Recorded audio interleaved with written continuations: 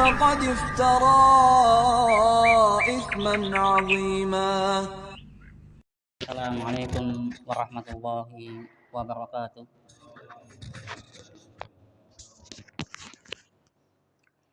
Innal hamdalillah nahmaduhu wa nasta'inuhu wa nastaghfiruh wa na'udzu billahi min syururi anfusina wa min sayyiati a'malina.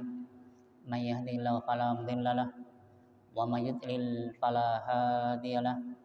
Asyhadu an la ilaha illallah wahdahu la syarikalah wa asyhadu anna Muhammadan abduhu wa rasuluh.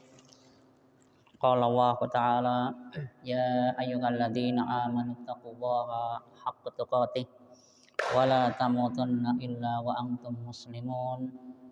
Fa inna saqal hadis kitabullah wa khairul hadi hadi Muhammad sallallahu alaihi wasallam wa syarrul umuri muhdatsatuha fa inna kulla muhdatsatin bid'ah wa kulla bid'atin dalalah wa kulla dalalatin finnar. Amma ba'd. Ikhwan fiddin, azani Allah wa yakum. Kita di kesempatan malam hari ini, alhamdulillah atas izin Allah Subhanahu wa taala dan karunia dari Allah Subhanahu wa taala pula kita bisa bermajlis ilmu yang mudah-mudahan majlis yang diberkati oleh Allah Subhanahu wa taala, majlis yang bisa menghilangkan dan menghapus dosa-dosa dan kesalahan-kesalahan kita. Wa nafidina asnawa wa yakum. Kita melanjutkan kajian kita pada tafsir Al-Quran Al-Karim, masuk pada ayat yang ke-84 pada surat Al-Baqarah, di mana Allah Subhanahu wa taala berfirman, a'udzubillahi minasyaitonir rajim, wa id akhadna mitsaqakum la tasfikuna dima'akum wa la tuhrijuna anfusakum min diyarikum summa aqrartum wa antum tashhadun. Allah berfirman, wa id dan ingatlah, akhadna mitsaqakum, kami mengambil perjanjian kalian, la tasfikuna dima'akum, tidaklah kalian menumpahkan darah kalian, wala tuhrijuna anfusakum min diyarikum, dan jangan pula atau tidak pula kalian mengeluarkan diri kalian min diyarikum, dari kampung kalian. Summa aqrartum wa antum tashhadun, kemudian kalian mengikrarkannya dan kalian pun menyaksikannya. Ikhwan fiddin azani Allah wa yakum. Kita lihat di ayat ini masih ada hubungannya dengan ayat yang kemarin, yaitu pada ayat yang ke-83. Kalau di dalam ayat yang ke-83 Allah Subhanahu wa taala menjelaskan tentang perjanjian Allah dengan Bani Israel. Nah, di ayat yang ke-84 pun di sini masih nyambung.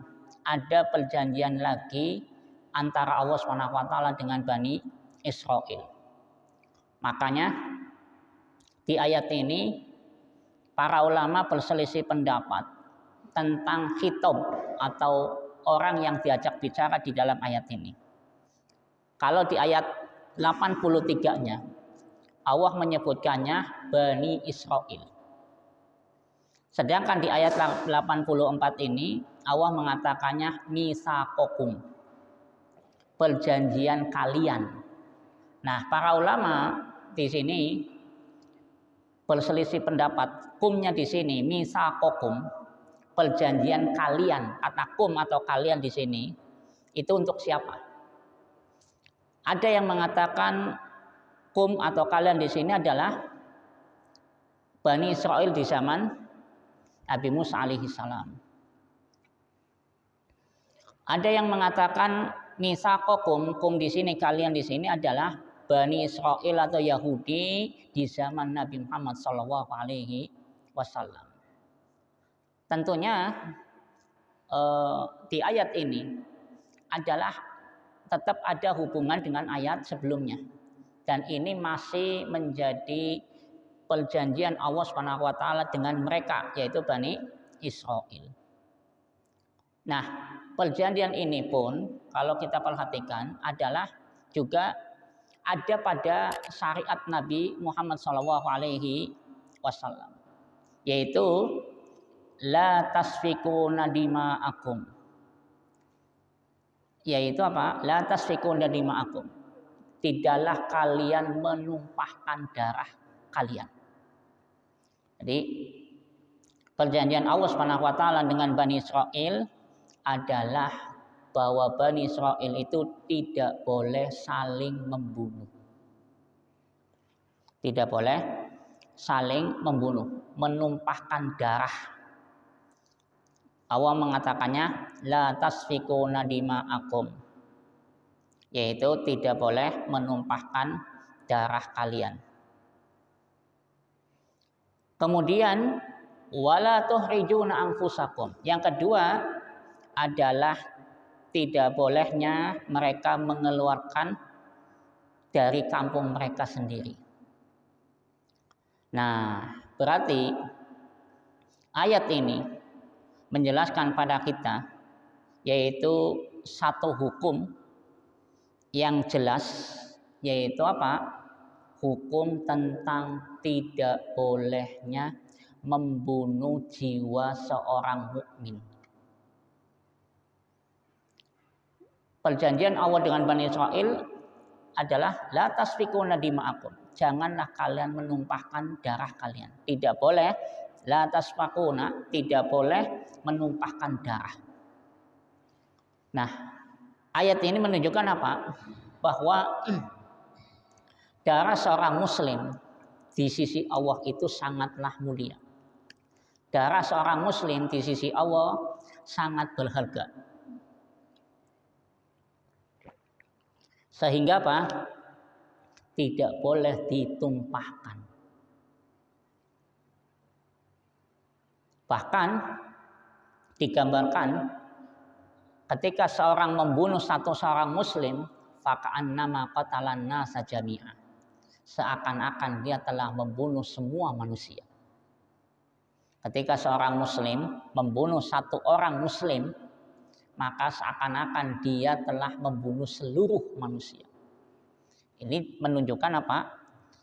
Keyakinan pada diri kita bahwa nilai seorang muslim atau mukmin itu sangat besar di sisi Allah. Sampai-sampai tadi digambarkan satu mukmin dibunuh seakan-akan membunuh seluruh manusia. Berarti satu muslim seakan-akan nilainya semua manusia di muka bumi ini. Ini menunjukkan tentang begitu besarnya nilai darah seorang muslim. Dan ayat ini juga menunjukkan tentang apa? Bahwa ajaran Islam itu adalah ajaran yang lembut, ajaran yang bukan keras. Maka kita umumkan kepada dunia bahwa Islam melarang membunuh.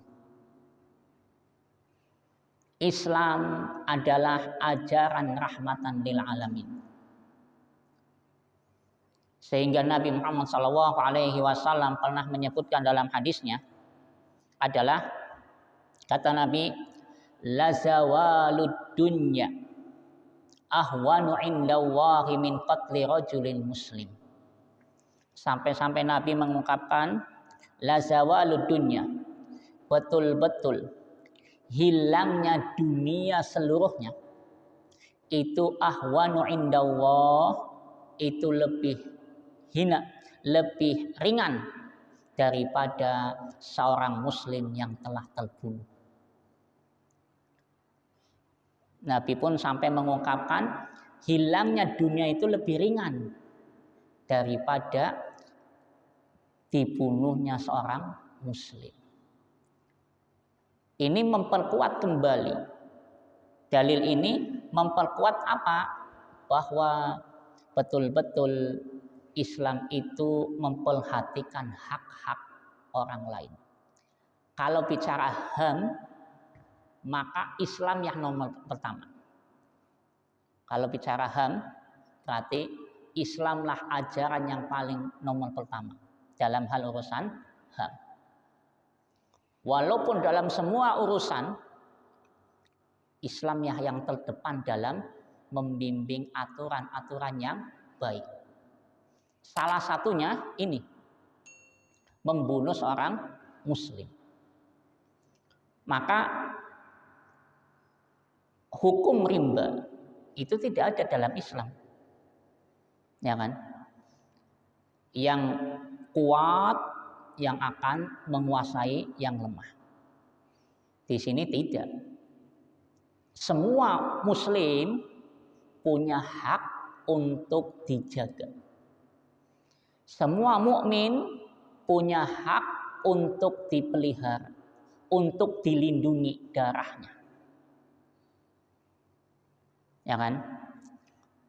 Allah Subhanahu wa taala mengancam bagi orang yang membunuh seorang muslim dengan sengaja. Kita lihat bagaimana ancaman Allah Subhanahu wa taala itu termaktub di dalam surat An-Nisa ayat yang ke-93.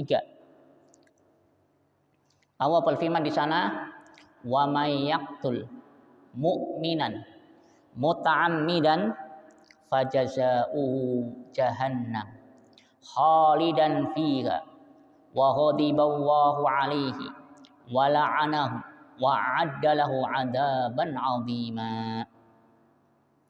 Allah Subhanahu wa taala berfirman, wa may yaqtul mu'minan muta'ammidan.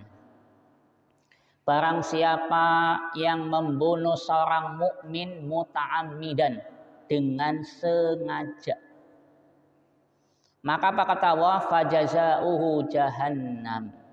Maka balasannya adalah neraka jahannam. 1. Khalidan fiha. Dia akan kekal di dalamnya. Artinya dia akan lama di dalam neraka jahanam. Itu balasan pertama. Kemudian apa kata Allah? Wa ghadiballahu 'alaihi. Allah murka kepadanya. Allah marah kepadanya. Wa la'anahu. Yang ketiga, Allah melaknatnya. Allah melaknatnya. Dan yang keempat, wa a'adda lahu 'adaban 'azima.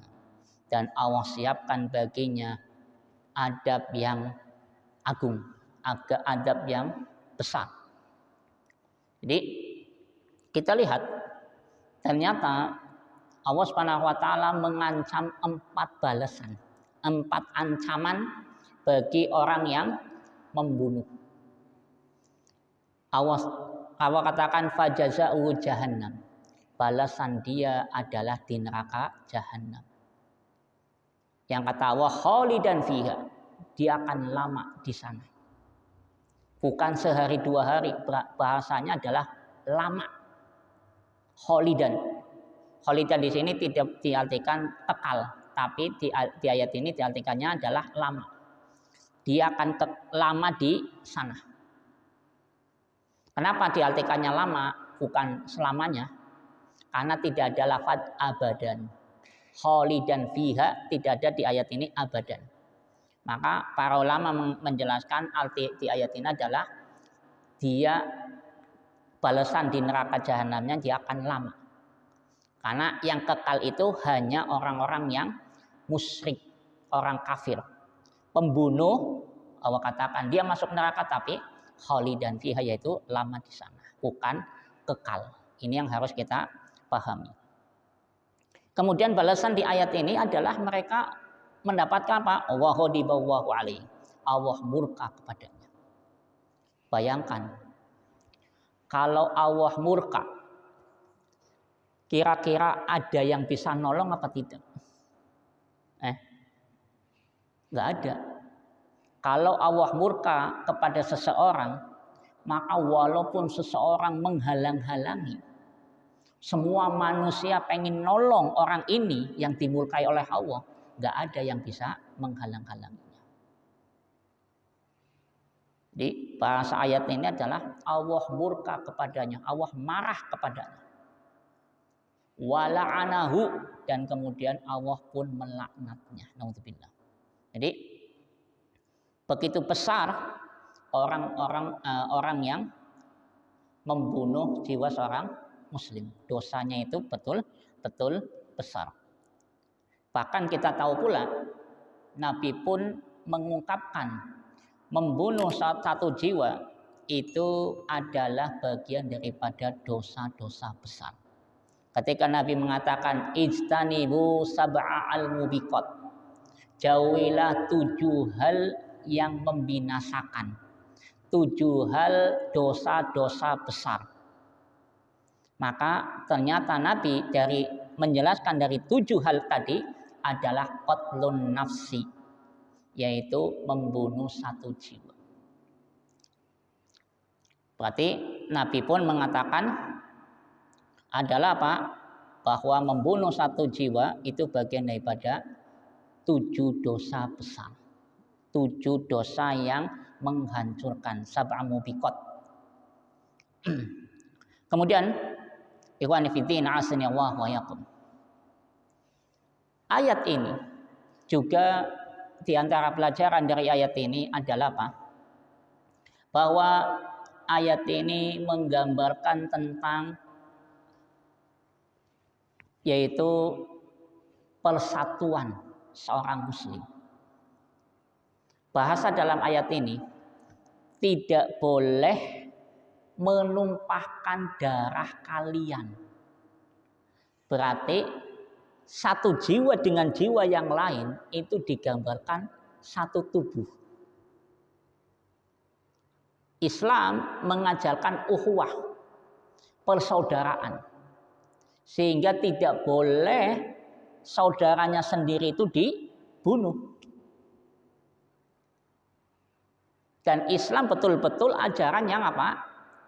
Mengajak persaudaraan, mengajak kesatuan, mengajak apa? Berkumpul, tidak boleh berpisah.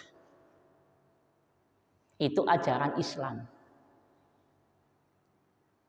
Maka kita lihat saja, semisal sholat berjamaah, ini menunjukkan apa? Ajaran yang menunjukkan untuk saling bersatu. Di masjid akan terkumpul orang miskin, orang kaya, pejabat, rakyat biasa, kumpul dalam satu masjid, ya kan? Dan sama, orang miskin masuk masjid lepas sendalnya, orang kaya masuk masjid pun lepas sendalnya, ya enggak? Pan sepatu merek apa, pan sendal sing apik, tetap nang masjid dilepas. Kalau zaman dulu iya, nggak pakai keramik, nggak pakai mamer, kan seperti itu. Nah, yang jelas kemudian apa? Tentu dalam sholat saja itu menunjukkan gambaran bagaimana Islam itu mengajarkan kesatuan. Ayat ini pun tadi tidak boleh seorang mukmin muslim itu membunuh satu jiwa dengan jiwa yang lain. Karena tadi digambarkan dari beberapa dalil yang menunjukkan tentang darah seorang mukmin itu sangat apa? Berharga. Sehingga di sini yang harus kita perhatikan adalah bagaimana kita menghormati satu muslim dengan muslim yang lainnya. Harus saling tolong menolong, harus saling bahu membahu, bukan saling cakar-cakaran, bukan saling hasad-hasadan, bukan saling marah-marahan. Ya enggak? Jadi ini menunjukkan apa? Kesatuan. Dalam diri kita pun, dalam diri kita ini pun ada ajaran apa? Saling melengkapi, saling bersatu. Kan orang mungkin tangan kiri garuk tangan kiri sendiri. Ya boleh. Ya kan? Dengan sendirinya ketika tangan kiri itu gatel, maka tangan kanan pun langsung menggaruknya. Sebaliknya seperti itu.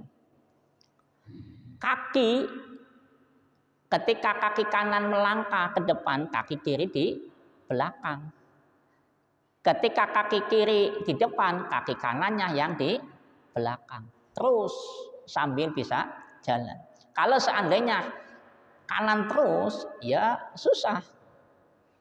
Ya kan? Ini pun gambaran bagaimana dalam satu tubuh pun kita harus saling bersatu. Islam pun mengajarkan kesatuan. Kan seperti itu. Sehingga Nabi pernah mengatakan, masalul mu'mini fi tawadihim wa tarahumihim adalah kamasalil jasadil wahid. Perumpamaan seorang muslim dalam hal saling mencintai, dalam hal saling menyayangi, itu kamasalil jasadil wahidi. Seperti satu tubuh, satu anggota tubuh. Kalau yang satu sakit, maka yang lain pun akan merasakan sakit. Ketika sakit gigi, ya berarti yang lain pun akan merasakan sakit. Kan seperti itu. Allah Subhanahu wa taala menyebutkan di dalam ayatnya, wal mu'minuna wal mu'minat ba'duhum awliya'u ba'din. Kata Allah dalam surat At-Taubah ayat yang ke-71. Di sana Allah berfirman, wal mu'minuna wal mu'minat, dan mukmin laki-laki dan mukmin perempuan, ba'duhum awliya'u ba'd, maka sebagian satu dengan sebagian yang lain adalah penolong. Harus saling menolong, harus saling membantu. Seperti itu. Nah, kembali kepada ayat yang kita bahas tadi, bahwa la tasfiku nadima'akum, tidak boleh menumpahkan darah kalian. Jadi betul-betul tidak boleh seorang muslim itu dibunuh. Seorang mukmin itu tidak boleh dibunuh. Kecuali ada pengecualian karena 3 hal, ya kan? Apa saja? Kelalen. Kamu tahu apa kelalen? Nabi Muhammad SAW pernah mengatakan, la yahillu damu mri'in muslim yashhadu alla ilaha illallah. Tidak halal darah seorang muslim yang telah mengikrarkan, telah bersyahadat la ilaha illallah wa anna muhammadur rasulullah, itu tidak halal darahnya. Illa bi ihdas salas, kecuali 3 hal, yaitu as-saibus zani, orang yang sudah nikah tapi berzina, maka darahnya boleh ditumpahkan dengan dia dirajam. Kemudian apa? Wan nafsu bin nafsi, ketika dia membunuh maka dia dibunuh. Boleh. Ketika memang dia membunuh maka dia dibunuh. Kalau ahli warisnya, korbannya, keluarga korban itu menuntut untuk adanya kisos. Kemudian wattariku lidinihi, orang yang murtad dari agama Islam, maka berarti dia boleh dibunuh. Tentunya yang membunuh adalah pemerintah yang sah, bukan kita-kita semuanya, bukan menjadi hakim sendiri, tapi pemerintah yang sah. Nah, ikhwan fillah, asani Allah wa yakum. ayat tadi memperkuat tadi la tasfikuna dima'akum. Tidak boleh menumpahkan darah. Maka berarti wasilah-wasilah yang mengarah ke pentumpahan darah itu pun tidak dibolehkan. Semisal nunjuk-nunjuk dengan senjata. Itu pun tidak dibolehkan. Karena kalau nunjuk-nunjuk pakai senjata, khawatirnya malah ketusuk atau terbunuh. Nabi pun pernah mengatakan dalam hadisnya apa? La yusiru ahadukum ila akhihi bisilahi fa innahu la yadri la'alla syaitana yanzihu fi yadihi fayaqau fi hafratin minan nar. Kata Nabi, la yasiru ahadukum ila akhihi bisilah. Tidak boleh salah seorang di antara kalian menunjuk kepada saudaranya dengan silah, dengan senjata. Karena dia tidak tahu kalau setan kemudian mencabut dari tangannya sehingga dia jatuh kepada lubang daripada lubang neraka. Artinya ini menunjukkan bahwa menunjuk-nunjuk dengan senjata kepada saudara kita seorang sesama muslim itu pun dilarang. Kenapa? Ini menunjukkan ada wasilah mengarah kepada pertumpahan darah atau melukainya. Jadi memang harga diri seorang muslim, hartanya, kemudian tadi darahnya, itu adalah sesuatu yang dilindungi dalam syariat Islam. Ngrasani seseorang, menghibah, kemudian tadi melecehkan hartanya, melecehkan kehormatannya, dan seterusnya, itu termasuk bagian daripada apa? Hal-hal yang dilarang dan itu yang harus dilindungi.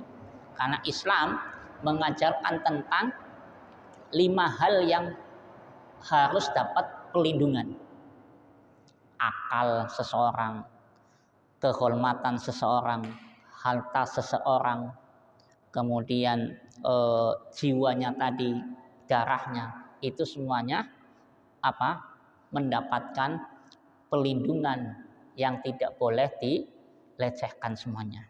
Baik itu kehormatan seseorang, makanya menghibahi, ngerasani dan seterusnya itu adalah sesuatu yang dilarang di dalam Islam. Kemudian kita lihat, ikhwan fillah asinallahu wa yakum. Allah Subhanahu wa taala menyebutkan di ayat ini berikutnya, setelah Allah Subhanahu wa taala melarang Bani Israel untuk la tasfikuna dima'akum, menumpahkan darah seorang muslim, maka yang lain adalah wala tuhrijuna anfusakum min diyarikum. Tidak boleh mengeluarkan seseorang dari kampungnya. Tidak boleh mengeluarkan seseorang dari kampungnya. Karena mengusir seseorang dari kampung dia yang aslinya dia memang dari situ, itu adalah sesuatu yang mengecewakan dan menyedihkan bagi orang tersebut. Kalau dia asli Kaligangsa misalnya, kemudian diusir dari rumahnya dan seterusnya, itu sesuatu yang menyakitkan, bahkan bisa jadi lebih menyakitkan dari pembunuhan. Kan seperti itu. Maka Allah mengatakan wala tuhrijuna anfusakum. Janganlah atau tidaklah kalian mengeluarkan diri kalian min diyarikum, dari kampung kalian.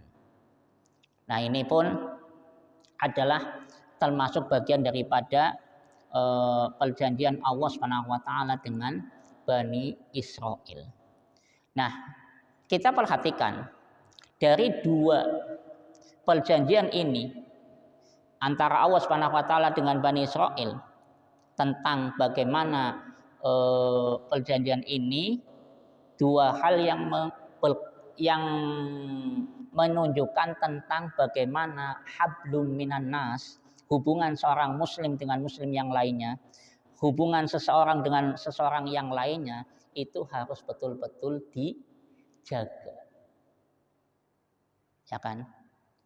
Allah katakan di ayat ini, summa aqraltum, kemudian kalian mengikrarkannya. Iya, ini adalah sebuah kesepakatan.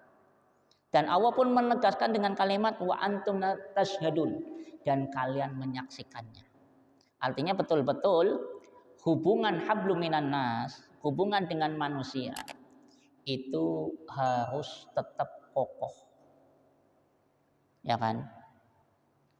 Aja sampai beda partai, kayak sing mati partainya apa? Oh beda partai. Orang tak siarawi, orang tak siai. Kan parah apa orang? Ya, beda organisasi, tanggane meriang.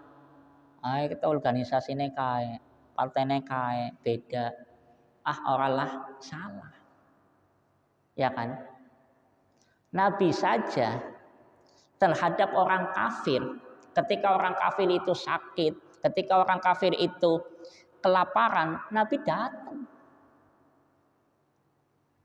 Kita pernah mendengar sebuah hadis bahwa Nabi datang ke anak Yahudi yang lagi sakit, lagi sakaratul maut. Lagi sakit. Nabi kunjungi. Ya kan? Sing Nabi mengatakan, katakan la ilaha illallah. Yang akhirnya anaknya takon maning bapaknya, pimen.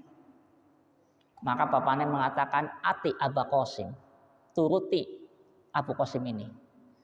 Maka anaknya pun akhirnya mengucapkan la ilaha illallah. Berarti di sini saja, hadis ini saja menunjukkan bahwa Nabi berkunjung ke orang Yahudi yang lagi sakit. Beda agama. Ini beda partai, beda organisasi, pada baik sesama muslim, sampai rela-relane ora teka. Iya boleh. Kan ironis. Maka kita lihat Nabi pernah mengungkapkan tentang di antara hakul muslim alal muslim adalah apa? Situn. Hak seorang muslim dengan muslim yang lainnya ada 6. Salah satunya adalah apa? Tadi wa idza marido fa'udhu, kalau dia sakit dikunjungi. Kan seperti itu. Tidak memandang beda partai, tidak memandang beda organisasi, dan seterusnya. Dan tidak pula memandang suku. Islam tidak mengajarkan seperti itu. Makanya tadi saya gambarkan tentang bagaimana semua syariat Islam pun itu mengajarkan kesatuan. Masalah sholat, Islam betul-betul mengajarkan kesatuan. Ya kan? Rumah kita kan menghadapnya beda-beda. Ada yang rumah saudara kita ngadepe ngetan, ana sing ngadepe ngidul, ngalor. Tapi urusan sholat semuanya sama. Menghadapi mana? Kiblat. Di masjid ana sing kulite putih, ana sing kulite ireng, ana sing kulite apa? Sawo mateng, sama. Iya kan? Sehingga di sini dan tadi ternyata kemuliaan seorang muslim itu letaknya pada apa? Letaknya seorang muslim, kemuliaannya terletak pada ketakwaan. Inna akramakum indallahi atqakum. Orang yang paling mulia di sisi Allah adalah orang yang paling bertakwa. Intinya ajaran Islam kemuliaannya tadi di ketakwaan dan urusan kaya, urusan dia pejabat, dia bukan pejabat, dia adalah rakyat jelata atau bukan dan seterusnya, itu ketika dia sholat tetap sama di sisi Allah Subhanahu wa Ta'ala. Bahkan untuk menjadi imam saja dilihat bukan apa? Oh, kayak orang kaya yang maju jadi imam, tidak.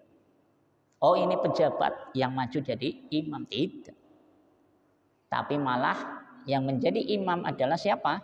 Yang lebih berhak, orang penduduk situ dan orang yang hafalannya tentu lebih banyak daripada orang-orang yang lain. Kan seperti itu. Nah, kembali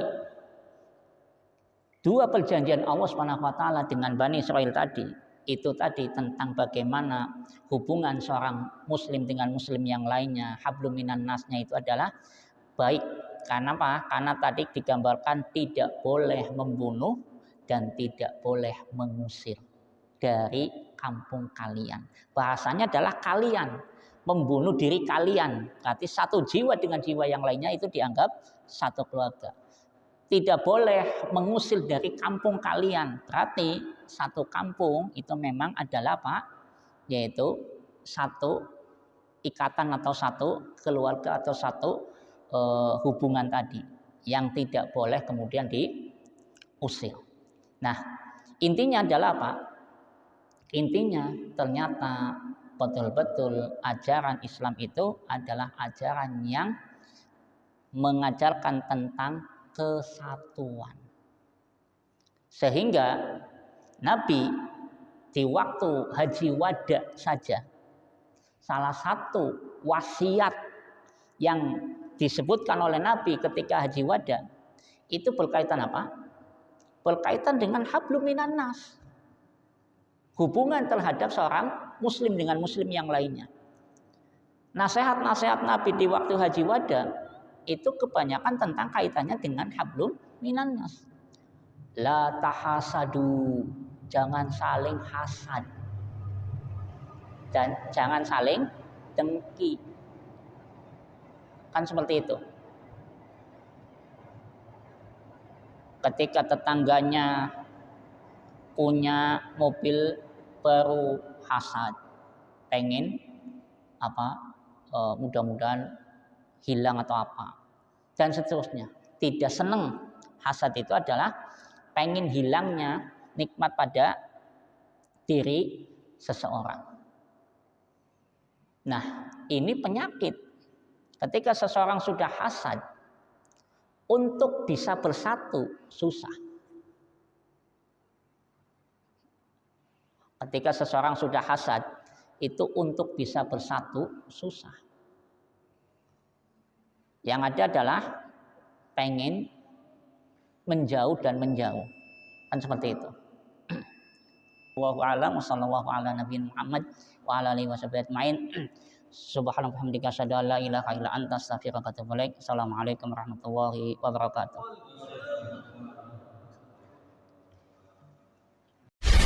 ومن يشرك بالله فقد افترى